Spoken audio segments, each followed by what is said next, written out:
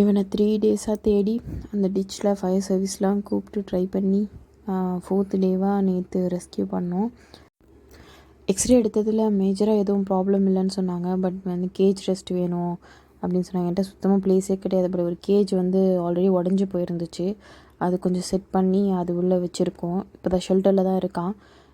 தூக்கும் போதே கொஞ்சம் கடைக்கு தான் பார்த்தான். கொஞ்சம் பயந்து போயிருக்கான். ஏன்னா டிச்சில் மேலேருந்து அவன் தவறி தான் விழுந்திருக்கான். அதனால் அதுலேருந்தே பயந்துட்டான்னு நினைக்கிறேன். லாஸ்ட் வீக்லேருந்தே அவன் தள்ளாடி நடந்திருக்கான் அப்படின்ற மாதிரி சொன்னாங்க இன்ஃபார்ம் பண்ணவங்க. அப்படியே ஒரு மாதிரி நடந்திருக்கான். ஏதோ பெயின் இருக்க மாதிரி. வண்டி ஏறிச்சானேன்னு தெரியல. அப்படியே தெரியாமல் அந்த பள்ளத்தில் விழுந்துட்டுருக்கான் மேலே ஏற முடியாமல். சீக்கிரமாக சரியாயிருவான்னு நினைக்கிறேன். மேக்ஸிமம் ஒரு 1 வீக் இல்லை 10 டேஸ் அவ்வளோ வரைக்கும் வச்சாலே சரியாயிரும்னு சொல்லியிருக்காங்க டாக்டர். சரியாயிட்டானா நான் அங்கேயே ரிலீஸ் பண்ணிடுவேன். ஏன்னா இவனுக்கு ஃபீட் பண்ணி பார்த்துக்கிறதுக்கு ஆள் இருக்காங்க. சாப்பாடெலாம் போட்டுட்டு தான் இருந்தாங்க. இவன் எப்படியோ எங்கேயோ போய் மாட்டிகிட்டு இருக்கான். சரியாயிட்டானா நான் அங்கேயே ரிலீஸ் பண்ணிடுவேன்.